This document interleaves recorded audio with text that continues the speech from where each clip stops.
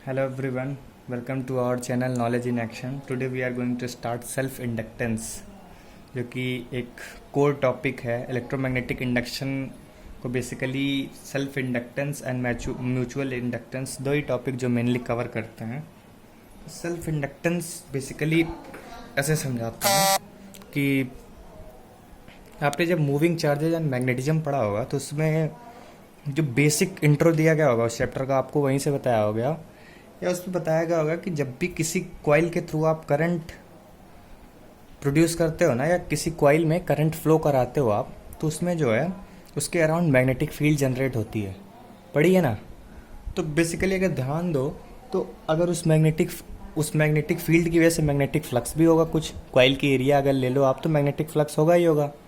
अगर उस चेंज को आप उस करंट को आप चेंज कर दो, मान लो 10 एम्पियर करंट आप दे रहे थे कॉइल में, आप 12 कर दिया आपने, तो 2 का चेंज करा, तो उस चेंज इन करंट की वजह से मैग्नेटिक फील्ड में भी कुछ चेंज आया होगा, क्योंकि करंट प्रोड्यूस हो रहा है इसलिए मैग्नेटिक फील्ड अपने अराउंड वो कॉइल के जनरेट कर रहा है। अब करंट आपने चेंज करा तो मैग्नेटिक फील्ड चेंज हुई, मैग्नेटिक फील्ड चेंज हुई तो मैग्नेटिक फ्लक्स चेंज हुआ, मैग्नेटिक फ्लक्स चेंज हुआ तो एक इंड्यूस्ड ईएमएफ सेट होगा। क्योंकि यार ईएमआई चैप्टर की शुरुआत में हमने बेसिक इंट्रो में इसके बताया था कि अगर आप मैग्नेटिक फ्लक्स चेंज करते हो तो इंड्यूस्ड ईएमएफ सेट होता है। इंड्यूस्ड ईएमएफ सेट होने की वजह से इंड्यूस्ड करंट होता है। ठीक है, तो अब बेसिकली इसकी डेफिनेशन लिखो आप जैसे ध्यान दो तो एक कॉइल मान लो है आप, ठीक है, एक ये कॉइल है, ठीक है, इसमें आई करंट आपने फ्लो करा रहा था। अब आई आपने बढ़ा दिया तो मैग्नेटिक फील्ड चेंज हो गई, मैग्नेटिक फील्ड चेंज हुई, मैग्नेटिक फ्लक्स चेंज हुआ, मैग्नेटिक फ्लक्स चेंज हुआ तो सेल्फ इंडक्टेंस हुआ। ठीक है, एक नई ईएमएफ सेट हुई। अब इसको आप घटा दो, बढ़ा दो, घटा दो, कुछ भी कर दो, सेल्फ इंडक्टेंस होगा। बेसिकली इसकी डेफिनेशन एक लाइन में अगर लिखो आप ना, तो जो डेफिनेशन अगर इसकी सबसे सुटेबल होगी या बोर्ड वगैरह के लिए, तो वो डेफिनेशन यही है इसकी कि लिख लो आप लोग कि the phenomenon of EMI, that EMI का मतलब इलेक्ट्रोमैग्नेटिक इंडक्शन है, when we change current in a coil and back EMF is set to that very coil. Coil is called self inductance. ठीक है, सेल्फ इंडक्टेंस। अब basically देखो ये तो definition हो गई बोर्ड के लिए, क्योंकि बोर्ड में देखो अभी क्वेश्चंस इसके कराएंगे अपन, लेकिन बोर्ड में इससे क्वेश्चंस इस पे आते हैं कि सेल्फ इंडक्टेंस। तो देखो ये डेफिनेशन तो आपकी ये हो गई। और इसको देखो कभी सेल्फ इंडक्टेंस को इनर्शिया ऑफ इलेक्ट्रिसिटी भी बोलते हैं, और इनर्शिया ऑफ इलेक्ट्रिसिटी ये पता होना चाहिए आप लोग को। इनर्शिया अगर किसी को ना पता हो तो भाई साहब फिर तो वो चमत्कार ही है। इनर्शिया 9th में पढ़ाया जाता है, आपको 10th में भी पढ़ाया जाता ही होगा, 11th में तो पढ़ाया, पूरी की पूरी मैकेनिक्स इनर्शिया पे बेस्ड है। ठीक है, देखो बेसिकली अगर इसको समझना चाहो ना सेल्फ इंडक्टेंस को, तो ऐसे समझो, हिंदी में बताता हूँ कि जब भी किसी लूप में करंट चेंज करा जाता है तो खुद ही में करंट चेंज की वजह से खुद ही में मैग्नेटिक फ्लक्स चेंज होता है, और उसकी वजह से एक इंड्यूस्ड ईएमएफ सेट हो जाता है कॉइल में। ठीक है, ये समझने के लिए ये लाइन जो मैंने बोली है इसको आप समझ सकते हो कि जब एक लूप में करंट चेंज करा जाता है तो खुद ही में करंट चेंज की वजह से खुद ही में मैग्नेटिक फ्लक्स चेंज होता है। मैग्नेटिक फ्लक्स चेंज होने से एक बैक ईएमएफ सेट हो जाती है। बैक ईएमएफ का मतलब अपोजिंग। ठीक है, अब इसका चलो फार्मूला बनाते हैं। फार्मूला अगर बनाओ आप लोग इसका, तो जो ईएमएफ हुआ उसको ई बोल देता हूँ मैं, बैक ईएमएफ जो सेट हुआ उसको ई बोल देता हूँ। तो फार्मूला खुद से सोचो यार, ईएमएफ किसकी वजह से आया है? चेंज इन करंट की वजह से आया ना, तो ये डायरेक्टली प्रोपोर्शनल di/dt कर दूँ मैं, तो कोई गलती तो नहीं होगी। डायरेक्टली प्रोपोर्शनल di/dt सही है, क्योंकि करंट चेंज कर रहा है इसकी वजह से तो ईएमएफ आया, मैग्नेटिक फ्लक्स चेंज हुआ फिर ईएमएफ आया। ठीक है, अब प्रोपोर्शनलिटी हटाने के लिए कांस्टेंट कोई आता है, तो E = L di/dt लिख सकता हूँ मैं इसको, कोई दिक्कत? तो देखो L di/, इसके साथ एक नेगेटिव साइन लगता है और डायरेक्शन के लिए। बेसिकली इतना फार्मूला आपको पता होना चाहिए, क्योंकि यार देखो ये इतना फील आना चाहिए कि ये जो इंड्यूस्ड ईएमएफ सेट हुआ है वो करंट की चेंज की वजह से, और यहाँ L जो होता है ना, एल ही आपका सेल्फ इंडक्टेंस बोलते हैं इसको, सेल्फ इंडक्टेंस। ठीक है, इसकी यूनिट जो होती है ये काफ़ी इंपॉर्टेंट होती है, इसकी यूनिट जो होती है हेनरी होती है, हेनरी। ठीक है, एच से रिप्रेजेंट करते हैं उसको अपन लोग। ठीक है, ये फार्मूला आपको याद होना चाहिए। चलो इससे अब और एक फार्मूला बनाते हैं। ठीक है, अब E is equals to L D I by D T, magnitude wise लेता हूँ मैं। ठीक है, अब अगर ई डी टी कर दो, E D T is equals to L D I. ठीक है, अब ई डी टी अगर किसी को भाई साहब दिख गया तो ये फ्लक्स है। ठीक है, फ्लक्स है, एल आई आ गई फ्लक्स का फॉर्मूला। ये फार्मूला आपको याद होना चाहिए जरूर से जरूर।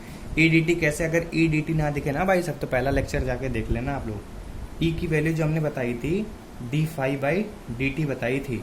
ठीक है, तो E D T is equal to, जब इधर लाओगे E D T is equal to D phi आया ना ये। ठीक है, अब इंस्टेंटेनियस थी और ये कांस्टेंट मानो तो flux is equal to L I आता है। ठीक है, अब माइनस लगा दो, या L I flux is equal to L I. आपको एक ये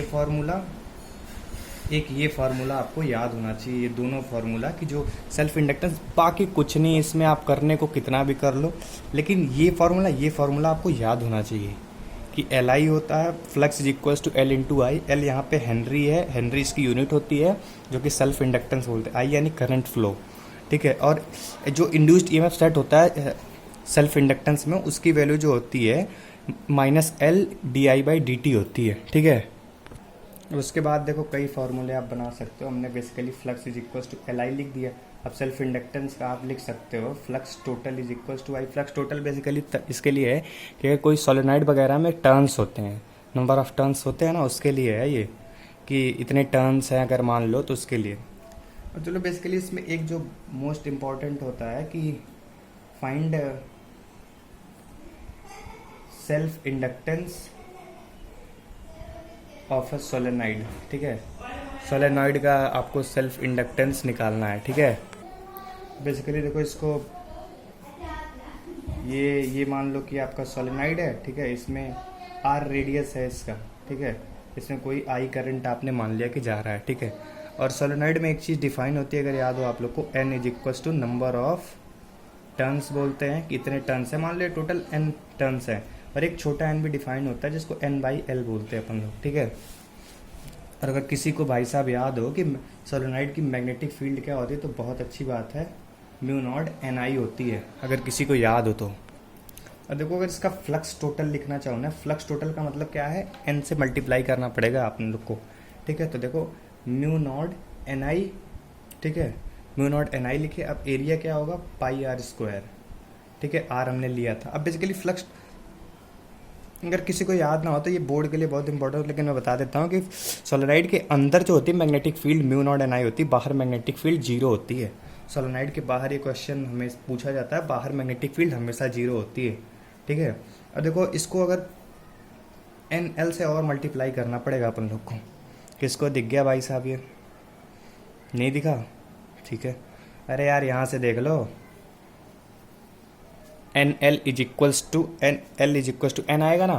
ठीक है, तो वो लिख दिया हमने total. N is equals to number of turn था, छोटा एन इंटू एल करोगे तो नंबर ऑफ टर्न्स ही तो आया। एल को इधर लेते आओ यार, N into L, number of turns आया। ठीक, अब फ्लक्स टोटल की देखो फिर से लिख लेता हूँ मैं यहाँ, mu naught N square I pi R square L होती है। ठीक है, देखो बेसिकली इतना बड़ा फॉर्मूला फ्लक्स टोटल आ गया आपके पास। ठीक है, अब फ्लक्स टोटल अगर आ गया आपके पास तो ध्यान से देखो, अब यहाँ से हमको सेल्फ इंडक्टेंस निकालनी है।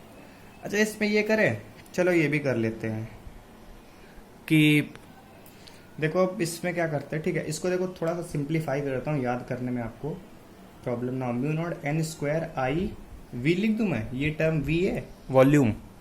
अरे यार डायमेंशन देखो मीटर क्यूब में गया ना, R square into L, R की यूनिट मीटर होती है, एल की भी मीटर होती है, तो वी हो गया। ठीक है, अब देखो यार एक फॉर्मूला हमने पढ़ा था, flux total is equal to L I होता है, तो flux total by I is equal to L होएगा।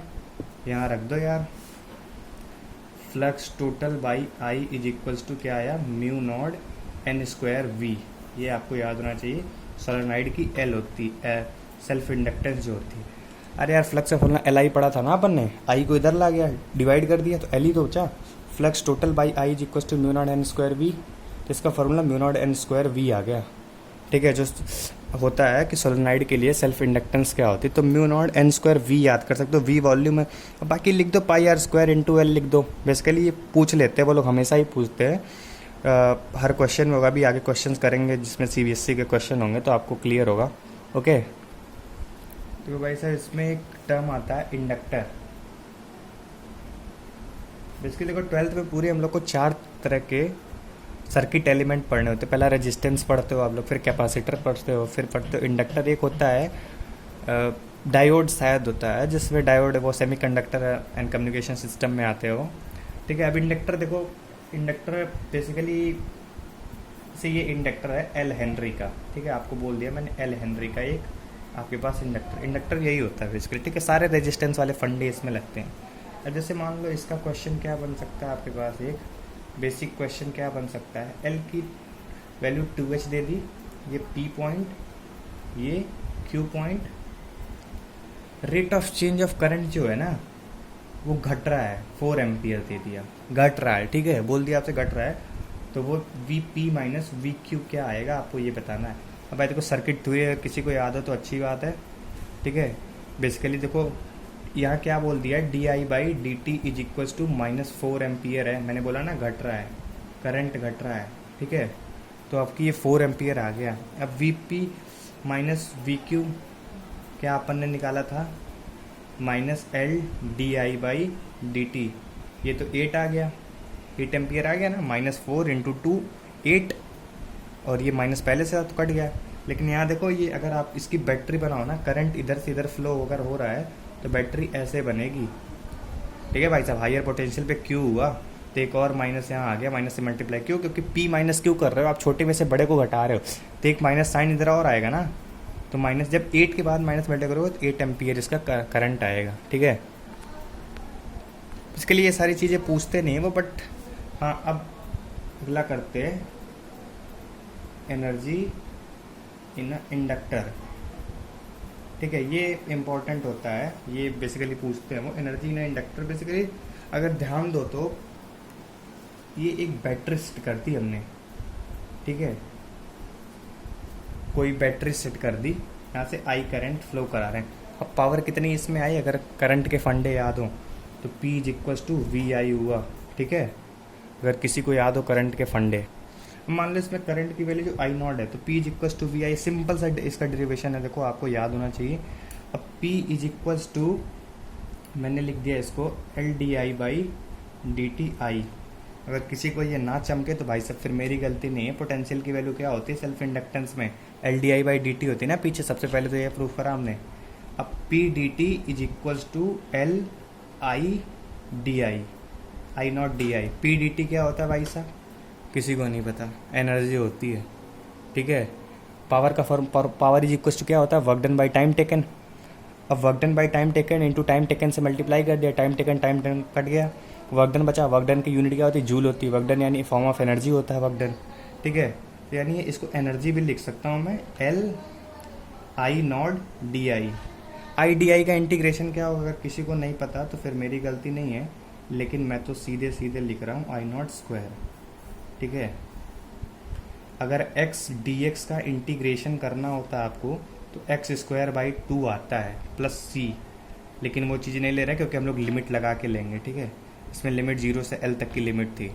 ठीक है, अगर 0 से x तक की लिमिट लगाओ तो x²/2 ही आएगा भाई साहब इसमें तो। ठीक है, तो हाफ, इसका फॉर्मूला आपको याद होना चाहिए, एनर्जी इन इंडक्टर क्या होता है, हाफ LI0²। अब इस पे देखो मेन बात इंडक्टेंस या सेल्फ इंडक्टेंस की इतनी होनी थी, आपको ये फॉर्मूला याद होना चाहिए, एनर्जी इन इंडक्टर कितनी होती है, हाफ LI² होती है। ठीक है, अब इतने फंडे आपको याद होने ही चाहिए। तो फिर से रिवीजन कर लेते हैं, चलो क्वेश्चंस इस पे स्टार्ट करेंगे। फिर से रिवीजन आपको मैं करा देता हूँ। इसमें सेल्फ इंडक्टेंस हमने पढ़ाया, सेल्फ इंडक्टेंस का फॉर्मूला आपसे ही बनवाया गया है कि rate of change of current की वजह से जो पोटेंशियल आता है उसको हमने डायरेक्टली प्रोपोर्शनल पोटेंशियल को di/dt से करा, उसकी LdI/dt is equals to V कर दिया हमने, जो पोटेंशियल की वैल्यू आई LdI/dt मैग्नीट्यूड वाइज। अब उसको -L क्यों लगाया, क्योंकि डायरेक्शन के लिए। ठीक है, उसके बाद हमने self inductance of a current solenoid निकाली, उसका वैल्यू क्या आया था, μ0 n² V। जहाँ पे एन स्क्वायर क्या है, एन बाई एल है, number of turns per unit length, और वी क्या था, वॉल्यूम था, ठीक है। फिर उसके बाद एनर्जी ने इंडक्टर निकाला हमने हाफ एल आई स्क्वायर, जो फॉर्मूला आया, ठीक है। और एक हमने निकाला उसमें कि इंडक्टर में कैसे पोटेंशियल डिफरेंस वगैरह निकालते, तो वो सर्किट थ्योरी के पूरे फंडे रखने, बस माइनस प्लस का आपको ध्यान रखना है। वो मैग्नीट्यूड वाइज अगर देख लो आप कि कौन सा पोटेंशियल बड़ा है कौन सा छोटा है, वो आप बैटरी बना के देख सकते हो बेसिकली, ठीक है। चलो क्वेश्चंस करते हैं इसमें। एक क्वेश्चन अपने पास है, पहला question, a small piece of wire is pass through the gap between the poles of a magnet in 0.1 second and EMF of 4 into 10⁻³ volt is induced in the wire, the magnetic flux in weber between the poles of the magnet is, ठीक है। ये JEE mains का question है, 4 option दिए। तो देखो भाई साहब, इसमें अगर आपको चैप्टर अगर रिवाइज करके ये वीडियो देख रहे हो तो फिर अच्छी बात है, वरना मैं तो सॉल्व कर दूंगा, आपको फिर समझ नहीं आनी है, ठीक है। मान लेते हैं इसका सॉल्यूशन, सॉल्व करते हैं इसको, ठीक है। हमने E की वैल्यू d∅dt मैग्नीट्यूड वाइज लिखी है, E की वैल्यू 4 इंटू 10⁻³ मैंने रख दी, ठीक है, d∅dt, ठीक है। अब basically 4 into 10⁻³ is equals to flux by T भी लिख दूँ मैं ना, तो कोई दिक्कत नहीं है, वो इंस्टेंटेनियस था, यहाँ कांस्टेंट मैंने मान लिया है, ठीक है। अब 4 into 10⁻³ into 0.1 is equals to flux आ गया। अब भाई साहब अगर ये किसी को देखो इसमें कोई प्रॉब्लम हो रही है तो देखो सिंपल सा बेसिक फार्मूला है, ये चैप्टर का पहला फार्मूला हमने इंट्रोड्यूस किया था। बट इसमें देखो अब आपको कई लोग को इसमें भी परेशानी आती जो नीट के स्टूडेंट होते हैं, आप ऐसा किया करो ना, 0.1 है, इसको आप ऐसे लिख दो 4 इंटू 10⁻³ इंटू 1/10, 0.1 को 1/10 लिख सकते हो ना, अरे 1/10 को डिवाइड करोगे यही आएगा, ठीक है। अब इज इक्वल्स टू जो होगा 4 into 10⁻⁻4 is equals to flux की वैल्यू आ गई आपके पास, ठीक है भाई साहब। तो फर्स्ट ऑप्शन आपका करेक्ट है यहाँ पे। ये जेई मेंस का क्वेश्चन था, देखो जिसको फॉर्मूले याद है उसके लिए तो ये क्वेश्चन ईजी था, बाकी मुझे नहीं पता आप लोग कैसे कर रहे हैं या क्या कर रहे हैं। वेबर में पूछा था तो वेबर उसने पहले ही क्वेश्चन में दिया था, इसलिए यहाँ यूनिट में वेबर नहीं लगा रखा, बाकी ऑप्शन लगाते रहो, तो उसमें फर्स्ट ऑप्शन करेक्ट है, ठीक है। एक बार फिर से ये फॉर्मूले आपको याद होने चाहिए यार। देखो चलो नेक्स्ट क्वेश्चन करते हैं। देखो ये जेई मेन 2017 का क्वेश्चन है। In a coil of 100 ohm resistance a current is induced by changing the magnetic flux through it as shown in the figure, the magnitude of change in flux through the coil, ठीक है। IT graph दिया हुआ है कि 10 ampere current 0.5 second पे है, तो आप इसको खुद से ट्राई करो, जो मैथ्स वाले स्टूडेंट होंगे या बोर्ड वाले होंगे वो कर सकते हैं, इसको नीट वाले भी कर सकते हैं, बहुत ईजी है ये क्वेश्चन, ठीक है। तो पॉज करके सॉल्व करो आप, ठीक है। स्टार्ट करते हैं इसको, इसका भी सॉल्यूशन जो है मैं इधर ही लिखता हूँ, ठीक है। E की वैल्यू क्या निकाली हमने, d∅dt, माइनस क्यों नहीं लगा रहा मैं, क्योंकि यहाँ मैग्नीट्यूड वाइज की बात की है, तो मैग्नीट्यूड में नेगेटिव नहीं आता कभी, ठीक है। अब अगर ध्यान से देखो आप ना, तो मैं क्या लिख सकता हूँ इधर, अगर मैं ये लिख दूँ I/R is equals to d∅dt, तो कोई तकलीफ नहीं होनी चाहिए। अरे यार ओम्स लॉ किसी को याद है, ई यहाँ पोटेंशियल डिफरेंस ही तो है जो इंड्यूस्ड EMF आया, इसको V/R लिख सकता हूँ ना मैं ओम्स लॉ से, V is equals to IR होता है, ठीक है। तो ई को मैं क्या लिख सकता हूँ, IR लिख सकता हूँ ना, इसको IR करो यार, ये IR होगा, सॉरी IR होगा ये। अगर इसको मैं फिर से लिखूँ तो यहाँ IR is equals to d∅dt। किसी को अगर ये समझना है तो भाई साहब चमत्कार है ये, V is equals to IR होता है ये V, ठीक है। E is equals to IR, ये इंड्यूस्ड EMF हुआ ना, वो भी तो आपका वोल्टेज में ही आता है, ठीक है। तो IR is equals to d∅dt लिख दिया मैंने। अब देखो I∆t into R is equals to flux, change in flux. अब अगर ये किसी को ना समझ में आया तो इसमें मैं कुछ नहीं कर सकता सर जी। I∆t को इधर लाया मैं, और into R is equals to change in flux. अब इसके बाद तो कर सकते हो आप लोग, फिर भी कर ही देता हूँ मैं। देखो I∆t क्या है, into R is equals to del flux. I∆t भाई साहब अगर किसी को ना पता हो ना, मैथ्स अगर वीक हो उसकी, तो ये इस ग्राफ का एरिया है, ठीक है। ये ग्राफ ट्रायंगल बना रहा है तो इसकी एरिया है वो I∆t, ठीक है। I∆t मतलब क्या है, बेसिकली इंटीग्रेशन है यार। तो I∆t एक ट्रायंगल कर रहा है, ट्रायंगल की एरिया का formula half into base into 0.5 into height 10 हुआ into 100 is equals to del flux है, ठीक है। अब इसको 2 से 2 यहाँ काट दिया, 100 इंटू 5 करा 500 into 0.5 is equal to 250 weber answer आ रहा है मेरा। तो देख लेते ये ऑप्शन में है कि नहीं। हाँ, डी ऑप्शन है मेरा, तो मिल गया। बेसिकली इसमें कुछ नहीं, हमने कोई रॉकेट साइंस नहीं यूज करी यार, सिंपल सा फार्मूला यूज किया है, ठीक है, उसके थ्रू हमने करा है। तो आप कर सकते हो। बस इसमें देखो मेन आपको दिमाग कहाँ लगाना था, ये area I delta T, JEE Main 2017 का क्वेश्चन है, ठीक है। मूव करते हैं नेक्स्ट क्वेश्चन पे। देखो अगला क्वेश्चन क्या है हमारा, अगला क्वेश्चन AIPMT 2014 का है। अच्छा, पहले पता ना हो तो AIPMT पहले होता था, अब उसका नाम बदल के 2016 से नीट कर दिया गया है, ठीक है। AIPMT all India pre medical test या प्री डेंटल टेस्ट करके होता था, अब उसको नीट बोल दिया है। क्वेश्चन देखते हैं, कह रहा है a thin semi circular conducting ring PQR of radius R falling with its vertical plane in a horizontal magnetic field B as shown in figure. The potential difference developed across the ring when its speed is V is, चार option दिए हैं, ठीक है। PQR है। अगर हमने आपको motional EMF में बताया था पोटेंशियल डिफरेंस का फॉर्मूला, अगर किसी को ना याद हो तो फिर हम कुछ नहीं कर सकते। बस इसका सॉल्यूशन अगर आप देखो ना, तो पोटेंशियल डिफरेंस का फॉर्मूला हमने लगाया था VBL। L जो था वो टोटल वेक्टर था। टोटल कितना चल रहा P से Q में, देखो अगर ये R है तो टोटल जो हो रहा है ये 2R हुआ, ठीक है। तो अब पोटेंशियल डिफरेंस का जो सीधा सा आ गया हमारे पास 2RVB आ गया, ठीक है, पोटेंशियल डिफरेंस आ गया।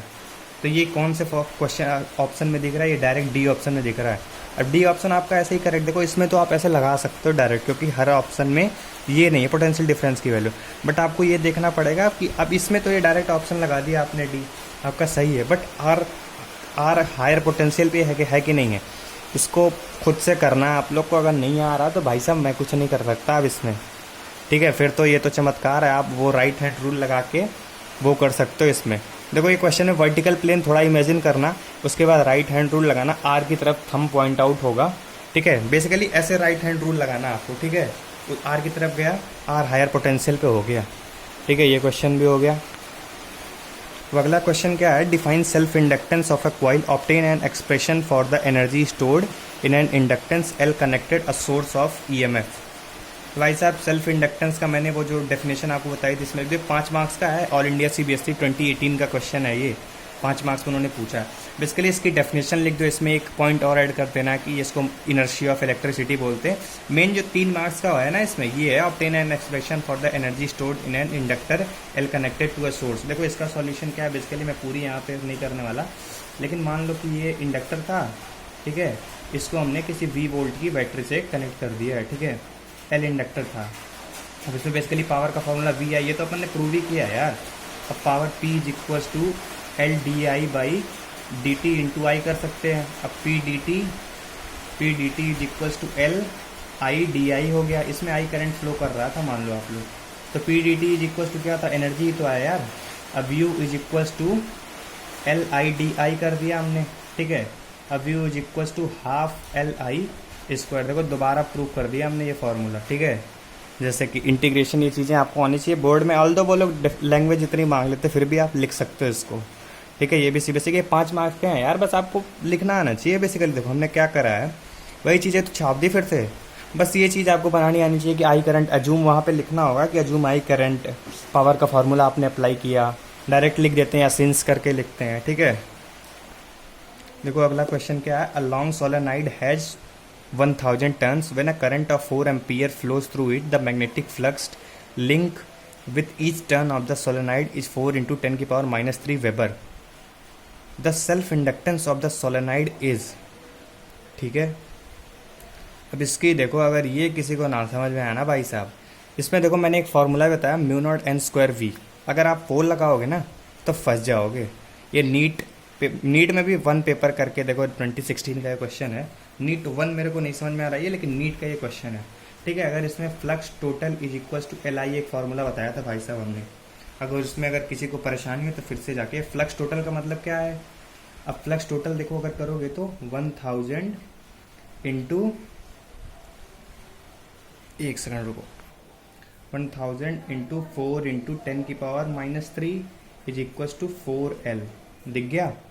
अरे यार ये तो फ्लक्स था, एक का था, फ्लक्स एक के ईच टर्न का, टोटल टर्न कितने हैं 1000, मल्टीप्लाई कर दिया।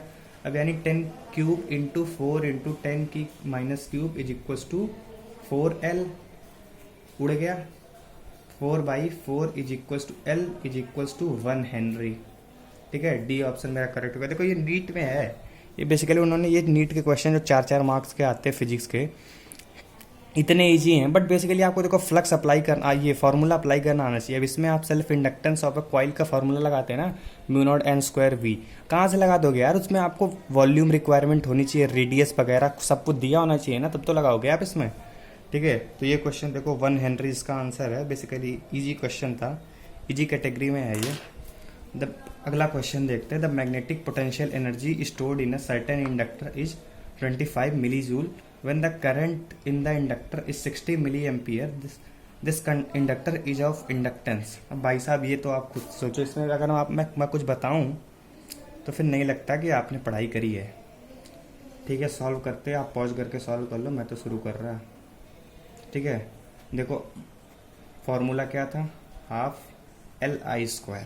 ठीक है, U की वैल्यू आपको दे दी गई है 25 इंटू 10⁻³ ठीक है, और हाफ एल आई की वैल्यू क्या है 60 इंटू 10⁻³ का होल स्क्वायर।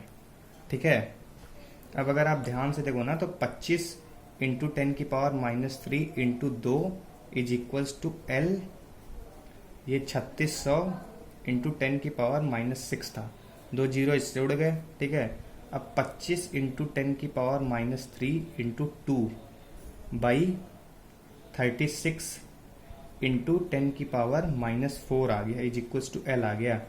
अब इसको बेसिकली देखो सॉल्व करो अगर आप ना, तो एक एल एक ये तीन उड़ गया ना, अब ये 50/36 ये 500 कर लो ऊपर, ये -1 था ना तो ये ऊपर जाएगा, 10⁻1 था तो ऊपर गया 500।